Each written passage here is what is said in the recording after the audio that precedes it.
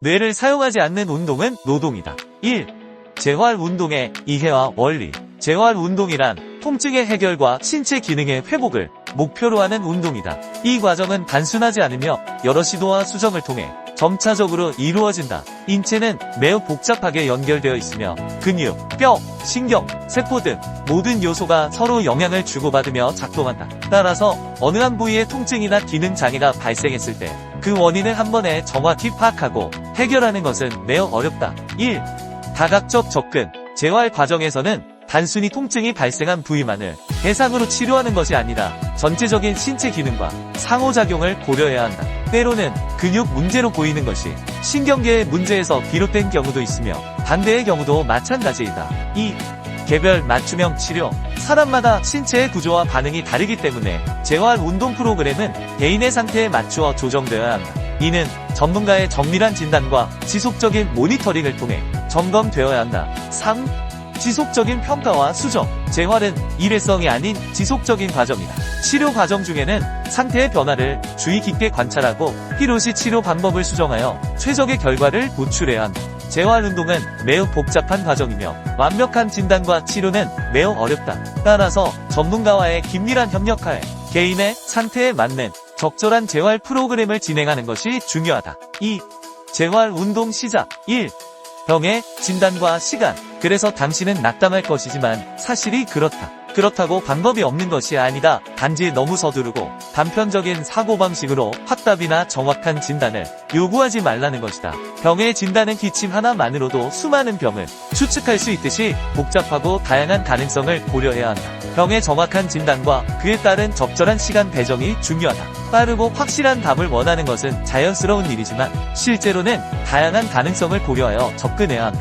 복잡한 인체 시스템 내에서 단일 증상만으로 정확한 진단을 내리는 것은 불가능에 가깝다. 2. 진단의 중요성. 질병의 정확한 진단 없이는 효과적인 재활 운동 계획을 세우기 어렵다. 진단 과정은 때로 복잡하고 시간이 소요될 수 있으며 여러 검사와 평가를 통해 이루어진다. 3. 인내와 시간. 질병의 원인을 찾고 적절한 치료 방법을 결정하는 데는 많은 시간이 필요하다. 서두르거나 단편적인 사고로는 오히려 잘못된 방향으로 나아갈 위험이 있습니다. 4. 개별 맞춤형 접근. 사람마다 신체 조건, 질병의 종류 및 정도가 다르기 때문에 재활 운동 또한 개인의 상태에 맞게 맞춤화되어야 한다. 이를 위해선 정확한 진단이 선행되어야 한다. 5. 전문가와의 협력. 의사, 물리치료사, 재활 전문가 등 다양한 분야의 전문가와 협력하여 진단부터 치료, 재활 운동까지의 전 과정을 관리하는 것이 중요하다. 결국 재활 운동의 시작은 정확한 진단에서 시작이다. 그 과정은 복잡하고 시간이 걸릴 수 있으며 때로는 예상치 못한 결과에 직면할 수도 있다. 하지만 인내심을 가지고 전문가의 지도를 따르며 점진적으로 진행한다면 건강한 회복과 기능의 복원을 위한 길을 찾을 수 있을 것이다. 3. 의료진의 역할과. 의료진의 역할은 환자의 질병을 진단하고 적절한 치료를 제공하는 것에 있다. 특히 실력 있는 의료진과 재활 선생님을 만나는 것은 행운이라 할 수 있다. 그러나 그들도 사람의 몸을 단언할 수 없으며 최선을 다하고 있다. 아무리 같은 증상을 보이는 것 같아도 몸속에서는 무슨 일이 일어나는지 알 수 없다. 아무리 첨단 장비가 있어도 그 원인을 모두 알 수 없다. 1. 인간의 몸은 복잡하다. 의료진도 인간의 몸이 가지는 복잡성 앞에서는 한계를 가진다. 아무리 뛰어난 전문가라 할지라도 환자의 몸속에서 일어나는 모든 일을 완전히 이해하거나 예측할 수는 없다는 것이 사실이다. 2. 최선을 다하는 노력. 의료진은 환자에게 최선의 치료를 제공하기 위해 끊임없이 노력한다. 이를 위해 첨단 의료 장비와 최신 연구 결과를 활용하며 환자의 상태에 가장 적합한 치료 방법을 찾기 위해 노력한다. 그러니 의심보다는 소통을 통해 자신의 문제점을 파악하고 자신과 의료진, 재활 선생님과 함께 방법을 찾아나가야 하는 것이다. 3. 한계의 인정. 아무리 발전된 의료 기술이라도 모든 질병의 원인을 명확히 알아내고 모든 문제를 해결할 수 있는 것은 불가능하다. 때로는 예상치 못한 변수가 발생하거나 기존의 치료 방법으로는 개선이 어려운 경우도 있을 수 있다는 것을 이해하기를 바란다. 4. 환자와의 협력. 치료 과정은 의료진만의 노력으로 완성되는 것이 아니다. 환자와 의료진 간의 긴밀한 협력이 중요하며 환자 스스로의 노력과 참여도 치료 결과에 큰 영향을 미친다. 4. 환자의 태도. 따라서 우리는 조급해하지 않고 수정을 반복하며 의료진과 재활 선생님을 원망하지 않아야 한다. 그리고 천천히 시간을 두고 마치 퍼즐 맞추기처럼 병의 원인과 해결 방법을 찾아 나가야 한다. 이는 어렵고 힘든 과정일 수 있지만 우리가 건강을 되찾기 위해 할 수 있는 최선의 방법이다. 1. 인내심 유지. 치료 과정은 빠르게 진행되지 않을 수 있다. 복잡한 질병의 경우 정확한 진단과 효과적인 치료 방법을 찾는 데 시간이 걸릴 수 있다. 인내심을 가지고 천천히 진행하는 것이 중요하다. 2. 긍정적인 태도. 치료 과정에서 의사나 재활 선생님의 조언이나 제한된 치료 방법에 대해 열린 마음을 가지는 것이 중요하다. 때로는 본인의 기대와 다른 방식으로 치료가 진행될 수도 있지만 전문가의 판단을 신뢰하는 것이 중요하다. 3. 적극적인 참여. 치료 과정에 적극적으로 참여하는 것이 중요하다. 재활 운동이나 치료 프로그램에 따라야 할 경우 지시를 잘 따르고 정기적으로 운동을 수행하는 것이 회복에 큰 도움이 된다. 4. 의사소통. 의사나 재활 선생님과의 원활한 의사소통이 중요하다. 치료 과정에서 겪는 어려움, 불편함, 진행 상황 등을 솔직하게 공유하는 것이 치료 계획을 조정하고 개선하는 데 도움이 된다. 치료 과정은 마치 퍼즐을 맞추는 것과 같다. 모든 조각이 제자리를 찾는 데는 시간과 노력이 필요하다. 환자의 인내심, 개방성, 적극적인 참여, 긍정적인 태도, 그리고 의사소통은 이 과정에서 매우 중요한 역할을 한다. 5. 보편적인 통증 원인. 근육의 동작 및 통증 발생 원리에 궁금증이 있을 것이기에 방법을 몇 가지 말하도록 하겠다. 보편적으로 보면 같은 패턴들이 존재하며 통상적으로는 맞아 떨어진다. 예를 들어 당신이 앞쪽 어깨가 아프다면 뒤쪽 어깨가 근육에 문제가 있을 수 있다. 근육이란 앞뒤로 길한근 존재한다. 둘 중 한 곳에 문제가 생기면 수축 이완에 문제가 발생한다. 예를 들어 뒤쪽 근육이 제대로 이완되지 않으면 앞쪽 근육이 과하게 힘을 쓰게 된다. 이렇게 근육이 과도하게 사용되면 피로해지고 그 피로를 몸이 우리에게 표현하기 위한 신호를 보내게 되는데 그것이 바로 통증이다. 이는 한쪽 근육이 과도하게 사용되어서인데 반대쪽 근육이 제대로 움직이지 않아서 앞쪽에서 무리하게 일을 하게 되어 발생한다. 1. 근육의 동작 원리. 인체의 근육은 서로 기량적으로 작용하여 동작을 생성한다. 예를 들어 팔을 들 때 한쪽 근육이 수축하면 반대편 근육은 이완한다. 이렇게 서로 반대 방향으로 작용하는 근육을 기량근이라고 한다. 기량근의 조화로운 작용이 원활한 신체 동작을 가능하게 한다. 2. 통증 발생의 메커니즘. 근육의 과사용이나 부적절한 자세로 인해 한쪽 근육에 과부하가 걸리면 그 근육은 과도하게 피로해지고 이로 인해 통증이 발생할 수 있다. 통증은 몸에서 보내는 신호로 근육이 제대로 기능하지 못하고 있다는 것을 알려준다. 3. 근육 불균형과 통증. 어떤 근육이 제대로 이완되지 않고 지속적으로 긴장 상태에 있으면 반대편 근육이 과도하게 활동하게 된다. 이로 인해 근육 불균형이 발생하고 이는 통증으로 이어질 수 있다. 4. 관리 및 예방. 근육의 균형을 맞추기 위해서는 근력 운동과 스트레칭을 적절히 조합하여 실시해야 한다. 근육을 골고루 단련시키고 충분한 휴식을 취하는 것이 중요하다. 또한 지속적인 통증이 있다면 전문가의 진단을 받아 정확한 원인을 파악하고 적절한 치료를 받는 것이 필요하다. 이처럼 근육의 동작과 통증 발생은 근육의 과사용, 불균형, 부적절한 이완과 수축 등에 기인한다. 1. 통증의 원인과 해결의 핵심. 근육 통증의 주요 원인은 근육의 수축 이완이 제대로 이루어지지 않는 것이다. 이러한 근육의 불균형은 통증을 유발하고 근육 기능의 저하로 이어질 수 있다. 따라서 수축 이완의 움직임을 활성화시키는 것이 통증 해결의 핵심이다. 이를 통해 근육 통증은 쉽게 회복될 수도 있다. 물론 모두에게 적용되는 것이 아니며 경미한 문제로 만성적인 통증 환자가 아닌 경우 대다수는 쉽게 해결되기도 한다. 통증의 원인과 해결의 핵심을 이해하는 것은 통증 관리와 회복에 매우 중요하다. 2. 근육 활성화. 근육의 수축과 이완을 촉진하는 운동을 통해 근육 활성화를 도모한다. 이는 근육의 균형을 회복하고 통증을 감소시키는 데 도움이 된다. 7. 만성 통증. 만성의 경우는 너무 복잡해서 말하기도 힘들다. 이유는 만성이란 오랜 시간 동안 그러했다는 것인데 그렇다면 그 연관 근육 모두가 문제를 일으키는 것으로 어디서부터 어디까지가 문제일지 추측도 힘들다. 확답을 달라고 한다면 할 수 없다가 정답이다. 정답을 말할 수 있는 사람이 있다면 내 목숨을 선물로 드리겠다. 단 그 확답을 내리는 사람도 자신은 목숨을 걸어야 한다는 전제를 두고 말이다. 이것일 수도 저것일 수도 있다는 말을 할 수밖에 없는데 결국 그 말은 모른다는 소리다. 1. 만성 통증, 신체에 미친 영향. 어떤 확답을 내릴 수가 없다. 수백 가지의 추측을 말해주고 설명할 수 있지만 답은 내려줄 수 없다는 것이다. 그러니 내 말 또한 통계적인 것일 뿐이다. 무릎이 아프면 햄스트링, 뒤복근, 대퇴근막장근, 대퇴사두근이 대표적일 것이다. 2. 연쇄적인 문제 발생. 헌데 여기서 끝이라면 다행이지만 골반의 문제로 인해 근육 변형으로서 나머지 근육들이 희생당하고 있었을 뿐 원인은 골반의 문제였을 수 있다. 무릎 또한 피해자였던 것이다. 원인은 골반일 수도 있다. 코어는 중심으로서 중심이 문제가 생기면 발가락이 문제가 생기는 것도 당연한 일이라는 것이다. 만성 통증을 이해하고 관리하는 것은 매우 복잡한 문제이다. 만성 통증은 오랜 시간 동안 지속되며 만성 통증의 원인은 여러 가지가 복합적으로 작용하기 때문에 하나의 단순한 해답으로는 설명이 불가능하다. 여러 근육, 조직, 신경 등이 서로 영향을 주고받으며 한 부위의 문제가 다른 부위에도 영향을 미칠 수 있기 때문이다. 8.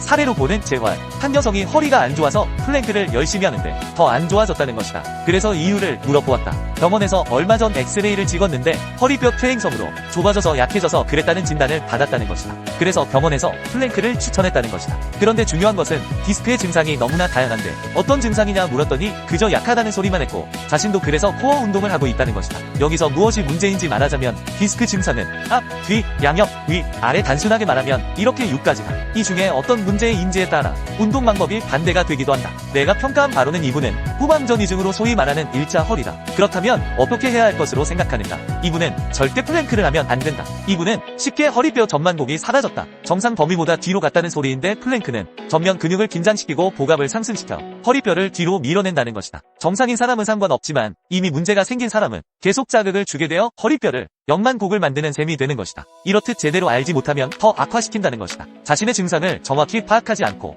그저 좋다고 말한 정보에 자신의 목숨을 걸 수도 있다는 것이다. 좋은 것도 상황에 따라 다르지 않은가? 그러니 무작정 좋은 걸 하려 하지 말고 그럴 거면 차라리 나쁜 것을 하지 않는 것이 제일 좋으며 정확한 진단을 위해 자신을 지키기 위해 공부를 하는 것이 도움이 된다. 아니면 정말 좋은 의사와 재활 선생님을 찾고 믿고 자신을 맡기는 것 외에는 방법이 없다. 결국 기능 회복을 해야 통증과 활동의 문제점을 개선할 수 있는 것이다. 휴식. 아플 때는 그냥 쉬어라. 길게는 1달 정도는 쉬어야 한다. 경험이 있을 것이다. 뭐래도 시간이 지나면 저절로 회복된다는 것을. 다리가 부러져도 결국은 쉬는 것이 치료이다. 휴식은 신체적, 정신적 건강에 있어 매우 중요한 요소이다. 특히 부상이나 질병이 발생했을 때 적절한 휴식은 회복 과정에 필수적이다. 1.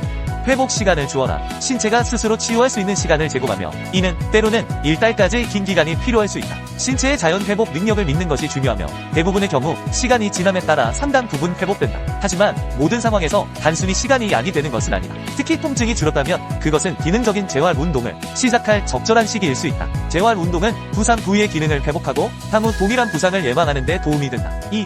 개인의 상태에 맞는 치료. 하지만 중요한 것은 재활 운동은 전문가의 지도하에 개인의 상태에 맞춰 진행되어야 한다는 점이다. 무작정 운동하면 안 된다. 변형이 일어난 상태에서 운동하면 변형이 가중된다. 그러니 자기 신체에 맞는 운동 방법을 해야 하는 것이다. 그렇지 않으면 코어 운동에 탁월한 플랭크도 위의 사례와 같이 좋은 운동도 자신에게는 독이 되는 운동이 될 수 있다. 잘못된 운동이나 부적절한 운동 방법은 상태를 악화시킬 수 있다. 맞춤형 운동 방법을 찾기 위해서는 전문가의 조언을 구하는 것이 가장 좋다. 그러나 개인적으로도 자신의 몸에 대해 배우고 이해하는 노력이 필요하다. 3.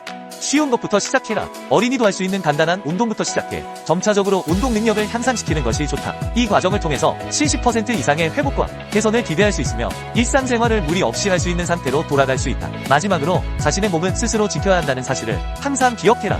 적극적으로 자신의 건강을 관리하고 필요할 때는 전문가의 도움을 구하는 것이 중요하다. 10.